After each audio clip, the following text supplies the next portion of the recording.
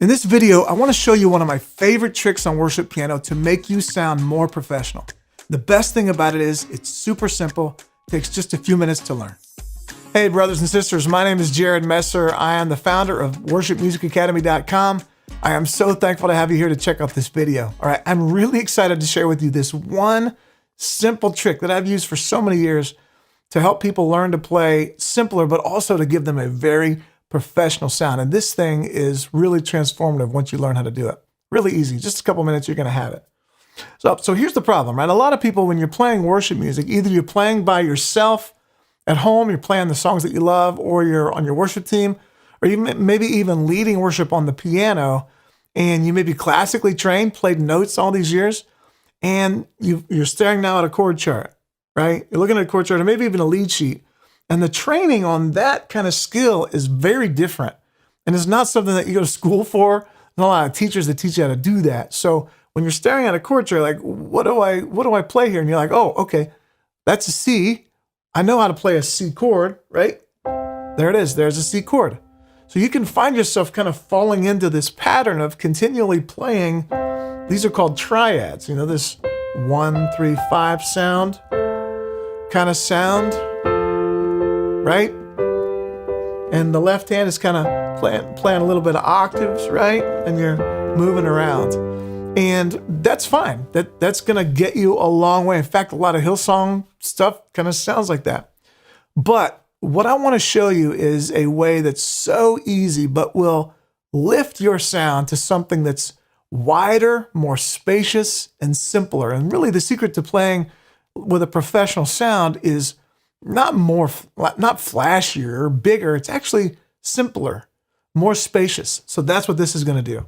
So here's what I want to show you. We're going to work in the key of A for this little demonstration here to teach you this trick.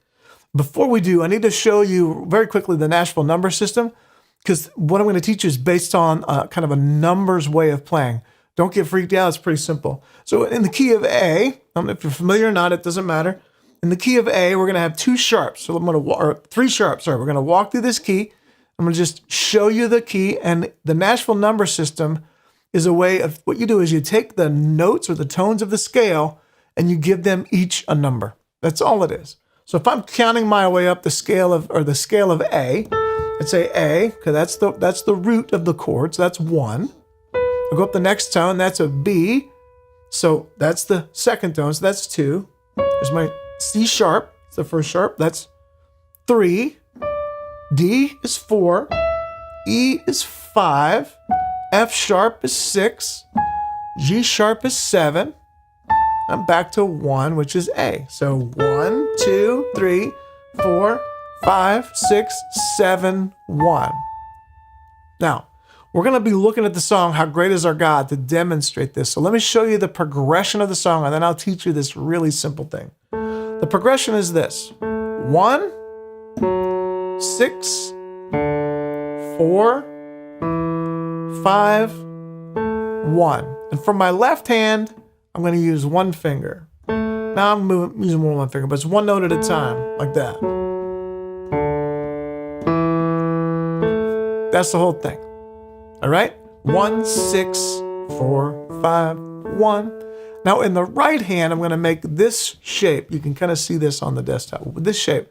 So I've got an octave in between my thumb and my pinky, and I have this 1 note in between. So it's 3 notes, and the shape is going to be on the 5 with my thumb, an octave above on the 5 with my pinky, and the 1 in the middle. So again, just remember, in the key of A is 1. 2, 3, 4, 5 is E. So I have an E in the bottom, an E in the top, and an A in the middle. This is the shape right here. And that is not going to change. All I'm going to do is play quarter notes here. How great is our God. Now the left hand, I'm going to keep that 1 finger going. Okay? Sounds like this. How great is our God. Sing with me, how great is our God, and all will see how great is our God. All right, we've already got something that sounds really kind of fresh, very spacious. In fact, you may not know this, a lot of the tracks that you hear, this is what they're playing. This is it. The piano player is playing this, okay? That simple shape. And it's 5, 1, 5 in the right hand. In the left hand, you can play octaves if you want, whatever you normally play. I'll probably do a video on left hand playing too to give you some tips on that. But 5, 1, 5. That's it. Now you could take that right there and just, you're off to the races. And you can play that with, so many different songs. Blessed be the name of the Lord. Blessed be your name. Blessed be the name. All kinds of songs. You are way maker, miracle worker, promise keeper, light in the darkness. My God, that is who you are. I'm just keeping that same shape. So many songs it works great for, okay? You can stop right there and be totally set. But let me add a little bit more to this to even take you farther, to be more interesting. And I'm also going to show you, some of you are going, oh, I'm having trouble with that octave. Can't quite reach an octave. I'm not good at those. I'm going to show you a way to do that where you don't have to play the octave. At the end, I'll show you a simple way. I taught my 10-year-old to do this. Then it took her 10 minutes, okay? It's really easy. But let me show you some ways to ornament that, okay? So we've got this 5, 1, 5 thing. Now, here's an interesting thing. A lot of times in music, worship music, other kinds of music, we want to create moments. Really, music is about creating moments. And one of the ways we do that is by using something called dissonance. Now, if you're familiar with dissonance, you know this. If you're not, it's pretty simple. The idea of dissonance is conflict, okay? So we've got conflict within the notes, and that happens when notes are close together. Conflict, right? And by itself, that sounds messy and kind of can be crass, But what we're doing really in music is we use that dissonance to then bring about resolution. So we can create these emotional moments and then resolve them. So I'm going to teach you how to use dissonance in this 5-1-5 thing to even make it more interesting. So again, we're going to keep our left hand the same. How great is our God? But instead of playing just 5-1-5, what I'm going to add in is, instead of playing 5-1-5 every time, in between, so on 1, I'll play that. On 2, I'm going to take this middle note and make it the 7, which is a G sharp. So it's going to sound like this.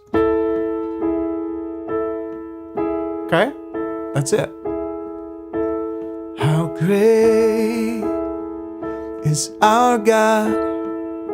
Sing with me, how great is our God, and all will see how great. Right? You get that feeling? Now, we're not really creating dissonance on the piano, but the melody is how great. There's a little bit of a clash there. If I play them together, it still sounds nice. Right? So that's a way to introduce that 7th dissonance. And you can play these notes separate or together. You could play it like this.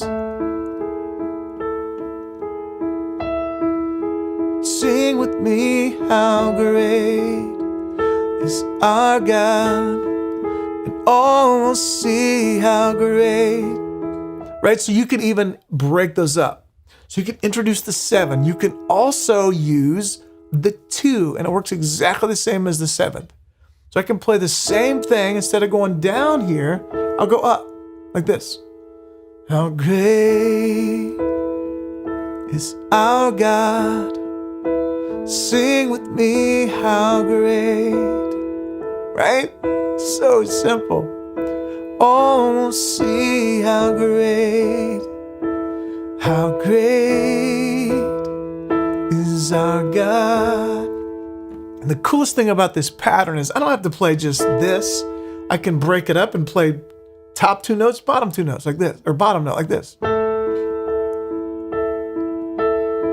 I could play a pattern. Or I could play this pattern. Or I can introduce the 7th. Right? Or I can introduce the 2.